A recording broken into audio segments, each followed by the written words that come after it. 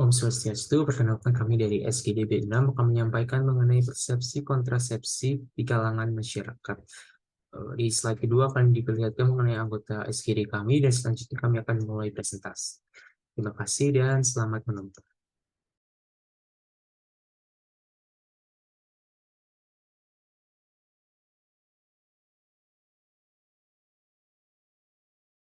Baik, untuk di latar belakang, jadi penggunaan alat kontrasepsi sudah menjadi sebuah masalah yang belum tuntas sampai sekarang. Banyak pendapat di balik penggunaan kontrasepsi itu di latar belakang nilai-nilai budaya, agama, maupun norma yang sekitar menolak adanya penggunaan kontrasepsi. Penggunaan kontrasepsi pada umumnya digunakan untuk mencegah terjadinya kehamilan. Alat kontrasepsi memiliki konotasi yang buruk, sehingga sangat erat hubungannya dengan hal-hal yang dianggap melawan norma sekitar, khususnya di Indonesia. Penggunaan alat kontrasepsi yang dihubungkan dengan kegiatan seks bebas, pergaulan bebas, dan sebagainya. Seiring perkembangan zaman, berbagai masalah mulai banyak dibahas oleh berbagai macam gerakan. Banyak orang melakukan protes bersama-sama menolak hal-hal yang sekiranya butuh diproteskan.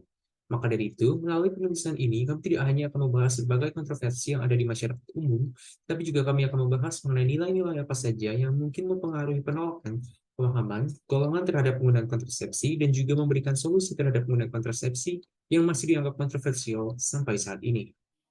Adapun rumusan masalah pada tulisan ini yakni yang pertama bagaimana sejarah penggunaan kontrasepsi, apa saja jenis-jenis kontrasepsi, dan yang terakhir bagaimana pandangan agama-agama dan budaya-budaya terhadap kontrasepsi. Adapun tujuan penulisan student project ini, yang pertama mengetahui sejarah penggunaan kontrasepsi, yang kedua mengetahui jenis-jenis kontrasepsi, dan yang ketiga mengetahui pandangan agama-agama dan budaya-budaya terhadap kontrasepsi. Selanjutnya, manfaat diharapkan student project ini dapat memberikan pemahaman yang cukup tentang persepsi masyarakat terhadap kontrasepsi. Yang kedua, tulisan ini diharapkan menjadi sumber referensi pembelajaran.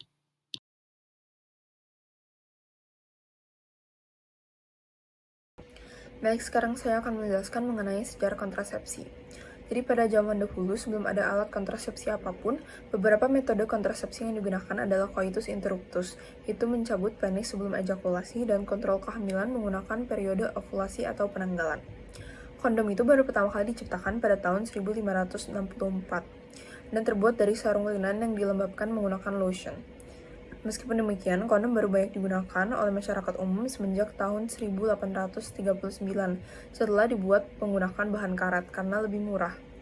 Lalu selanjutnya metode kontrasepsi lainnya seperti IUDs atau intrauterine devices baru digunakan oleh kalangan yang luas sekitar tahun 1960-an. Di tahun 1960, metode kontrasepsi oral berupa pil KB juga pertama kali dijual di Amerika. Metode kontrasepsi berupa sterilisasi seperti vasektomi baru menjadi cukup populer pada tahun 1974. Tersedia dalam beberapa jenis dengan metode penggunaan dan efektivitas yang berbeda-beda. Pemilihan jenis kontrasepsi yang digunakan tergantung dari kebutuhan dan kondisi pasien. Beberapa jenis tersebut adalah long-acting reversible contraception, hormonal, barrier method, emergency contraception, dan sterilization. Long-acting reversible contraception memiliki efektivitas paling tinggi di antara kontrasepsi temporer lainnya dan dapat bertahan dalam jangka waktu lama. Beberapa contohnya adalah intrauterine device dan implant. Hormonal adalah kontrasepsi yang memanfaatkan hormon progestin dan ethyl estradiol untuk mencegah kehamilan. Sediaan kontrasepsi hormonal dapat berupa pil, injeksi, atau patch. Barrier method merupakan metode untuk mencegah sperma dapat bertemu dengan sel telur, sehingga penggunaan kondom pada alat kelamin pria atau wanita, diafragma atau sejenisnya digunakan saat melakukan hubungan seksual dan dapat dilepas setelah itu. Emergency contraception adalah kontrasepsi yang digunakan setelah melakukan hubungan seksual agar kehamilan tidak terjadi. Obat pil atau IUD copper disarankan untuk diberikan dalam rentang waktu 5 hari setelah hubungan seksual. Jenis terakhir adalah sterilization, di mana kontrasepsi dilakukan secara permanen dengan dilakukan pengikatan atau pemotongan tuba falopi pada wanita atau vas deferens pada pria, agar sel reproduksi tetap berada pada organ reproduksi melalui proses tubal ligation pada wanita dan vasektomi pada pria. Berikutnya kita akan membahas terkait kontroversi penggunaan kontrasepsi berdasarkan jenisnya. Yang pertama yaitu long-acting reversible contraception. Metode ini dianggap efektif karena pencegahan kehamilan tidak tergantung pada kepatuhan pasien dalam menggunakan kontrasepsi. Namun meski efektif, tidak semua pengguna kontrasepsi memilih alternatif metode ini karena perbedaan sosial dan budaya dalam suatu negara sangat memengaruhi pemilihan metode kontrasepsi ini. Yang kedua yaitu hormonal. Diketahui bahwa penggunaan kontrasepsi oral lebih dari 5 tahun dapat meningkatkan risiko kejadian kanker payudara sebab hormon estrogen dan progesteron yang digunakan secara terus-menerus dapat merusak jaringan payudara. Yang ketiga yaitu barrier methods. Metode ini menjadi metode yang paling sering digunakan meskipun efektivitasnya tidak lebih baik dibandingkan metode kontrasepsi modern lainnya karena penggunaan yang praktis dan murah sehingga dapat dijangkau oleh semua lapisan masyarakat. Yang keempat yaitu emergency contraception. Kontrasepsi darurat masih menjadi kontroversi karena metode ini dianggap sama dengan aborsi. Ketika seorang wanita menggunakan kontrasepsi darurat, baik dia maupun dokter tidak dapat mengetahui apakah teknik tersebut berfungsi sebagai kontrasepsi untuk mencegah kehamilan atau menghentikan perkembangan sel telur yang telah dibuahi. Dengan demikian, kemungkinan resiko aborsi membuat para penentang aborsi menolak metode ini. Yang terakhir yaitu sterilization. Jenis kontrasepsi ini masih menjadi kontroversi dalam beberapa aspek, salah satunya dalam ajaran agama Islam yang melarang praktik kontrasepsi dengan cara merubah atau merusak organ tubuh yang bersangkutan.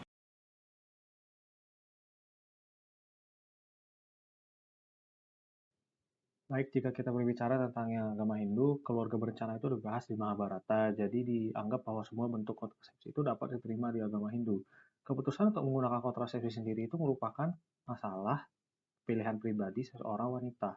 Itu tidak mencakup lingkup dari yurisdiksi dan tidak dalam lingkup perintah agama. Jadi ini ideologi sejalan dengan konsep kebebasan individu. Kemudian pada Bapa Prakasya disebutkan bahwa ada pilihan untuk mencegah konsepsi, yaitu yang dimaksud di sini adalah menggunakan kontrasepsi. Dan di sini juga dibilang ada dua jenis kontrasepsi, yaitu kontrasepsi oral dan kontrasepsi lokal. Menurut pandangan Gereja Katolik secara tegas menolak penggunaan kontrasepsi. Hal ini karena tidak sesuai dengan tujuan perkawinan yang diamanahkan oleh Gereja Katolik, yakni prokreasi. Hal ini dikemukakan pada Katekismus Gereja Katolik atau KGK, Humanae Vitae, Gaudium et Spes, Familiaris Consortio, dan juga Ujaran Sri Paus Yohanes Paulus II. Selanjutnya, menurut pandangan Kristen Protestan, selama 2000 tahun terakhir, semua gereja Kristen menentang artificial birth control. Pada abad-abad awal kekristenan, kontrasepsi dan aborsi dianggap salah karena terkait dengan paganisme dan kelompok sesat. Namun, pandangan Protestan terhadap birth control mulai berubah pada abad ke-19. Mereka percaya bahwa kontrasepsi memungkinkan pasangan menikmati hubungan seksual tanpa rasa takut terus-menerus akan kehamilan yang tidak diinginkan sehingga menghasilkan keluarga yang lebih kuat dan pernikahan yang lebih baik. Dalam tradisi-tradisi Kristen, keyakinan konservatif memainkan peran penting di antara orang dewasa muda. Mereka yang berasal dari latar belakang Protestan aliran utama menunjukkan 78% dari mereka menggunakan perlindungan setiap saat, 62% di kalangan Protestan evangelis, dan 57% di kalangan Protestan kulit hitam. Gereja Inggris memiliki sikap tegas menentang aborsi, namun mengakui bahwa mungkin ada keadaan langka di mana aborsi dapat dibenarkan secara moral ketika tidak ada alternatif yang lebih baik. Perubahan pandangan ini berlangsung secara bertahap dan saat ini sebagian besar aliran Protestan memperbolehkan penggunaan artificial birth control dalam beberapa tingkatan. Menurut pandangan agama Islam, alat kontrasepsi seperti hormonal, pil, KB, IUD, dan kondom boleh digunakan selama tidak menimbulkan kemandulan permanen. Penggunaan alat kontrasepsi juga harus diniatkan dalam rangka mengatur angka kelahiran atau pemberian jarak untuk tidak hamil dan melahirkan terlalu cepat. Sementara itu, prosedur kontrasepsi seperti pengangkatan rahim atau tubektomi haram hukumnya karena akan menyebabkan kemandulan permanen. Akan tetapi, pengangkatan rahim ini boleh dilakukan ketika ada penyakit yang membahayakan nyawa seperti kanker ganas. Kontrasepsi dalam agama Buddha diperbolehkan selama tidak membunuh ataupun menghentikan perkembangan dari suatu makhluk hidup, di mana kehidupan dapat dikatakan bermula ketika masa konsepsi, yaitu saat ovum terfertilisasi. Oleh karena itu, penggunaan IUD tidak dapat diterima. Selanjutnya adalah budaya Timur. Perspektif kontrasepsi dalam budaya Timur dapat bervariasi secara signifikan tergantung pada negara, wilayah, dan kepercayaan agama yang dominan di daerah tersebut. Dalam budaya Timur terdapat berbagai contoh di beberapa wilayah. Pertama, Asia Timur. Di Tiongkok terdapat kebijakan two-child policy yang mendukung penggunaan alat kontrasepsi. Kemudian di Jepang terkenal dengan pergaulan bebasnya sehingga stigma terhadap kontrasepsi rendah. Kemudian di Asia Tenggara, terdapat negara seperti Indonesia yang melaksanakan keluarga berencana. Namun, karena beberapa negara termasuk mayoritas negara Islam, terdapat juga kontroversi mengenai penggunaan emergency contraception karena kekhawatiran mempromosikan pergaulan bebas. Di Thailand, menerima baik pandangan terhadap kontrasepsi karena melaksanakan program perencanaan keluarga. Kemudian ada Asia Selatan. Budaya di Asia Selatan beragam seperti halnya di India, di mana memiliki lanskap budaya dan agama yang beragam, yang menghasilkan berbagai perspektif tentang kontrasepsi. Namun, terdapat juga ketakutan akan efek samping dari kontrasepsi di Pakistan. Kemudian yang terakhir adalah Timur Tengah. Negara-negara Timur Tengah memiliki beragam perspektif budaya dan agama yang mempengaruhi sikap terhadap kontrasepsi. Ajaran Islam memainkan peran penting dalam membentuk perspektif ini. Selanjutnya saya akan membahas mengenai beberapa masalah yang kami temukan terkait penggunaan kontrasepsi pada budaya barat. Yang pertama, adanya hormonofobia atau ketakutan berlebihan terkait penggunaan obat hormonal yang dalam konteks ini yaitu kontrasepsi hormonal karena banyaknya kontroversi yang menyebar di kalangan masyarakat melalui media sosial. Selanjutnya, ada masalah mengenai penolakan penggunaan kontrasepsi hormonal yang disebabkan oleh adanya pandangan masyarakat bahwa kontrasepsi hormonal dapat memberikan efek negatif terhadap kesehatannya pada penggunaan yang jangka panjang, seperti menimbulkan efek samping fisik, mempengaruhi kesehatan mental, berdampak negatif pada seksualitas, menyebabkan kekhawatiran terhadap kesuburan dan menstruasi, serta menimbulkan ketakutan dan kecemasan berlebihan. Selanjutnya saya akan menjelaskan tentang solusi pada pelayanan kesehatan primer. Untuk mengatasi permasalahan ini, kembali lagi dengan persepsi setiap orang yang berbeda-beda dan sangat relatif. Nyatanya tidak ada persepsi yang salah, maka untuk mengatasinya itu menjadi sangat sulit. Sebagai tenaga kesehatan, kita tuh berperan sebagai mythbusters agar meluruskan informasi mengenai penggunaan kontrasepsi. Solusi utamanya adalah menginformasikan dan mengadvokasikan penggunaan kontrasepsi. Contohnya sebelum pasien memilih metode kontrasepsi, kita bisa mengedukasikan mengenai kontrasepsi mana yang paling aman dan paling efektif.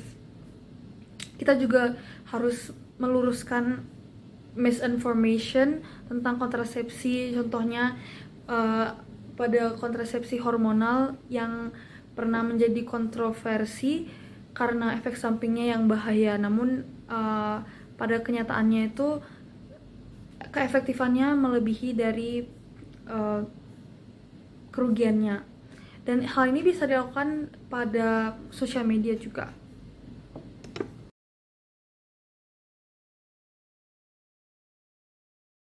Selanjutnya dilanjutkan dengan kesimpulan bahwa pada zaman dahulu, metode kontrasepsi yang digunakan adalah coitus interruptus dan penanggalan menggunakan periode ovulasi.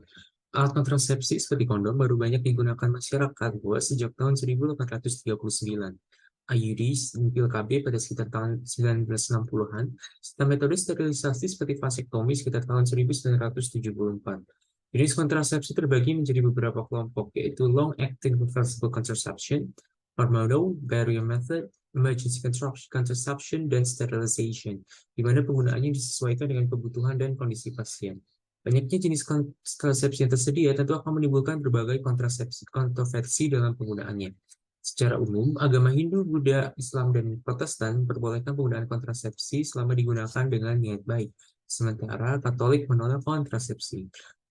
Penggunaan kultur barat, hormonofobia, dan ketakutan terhadap penggunaan kontrasepsi hormonal masih menjadi masalah yang kompleks. Sedangkan pada kultur timur, perspektif kontrasepsi dan budaya timur bervariasi secara signifikan tergantung pada negara, wilayah, dan kepercayaan agama yang dominan pada daerah tersebut. Demikian yang dapat kami sampaikan dari kelompok kami. Atas kurang lebihnya kami mohon maaf. Terima kasih dan Om Santi Om.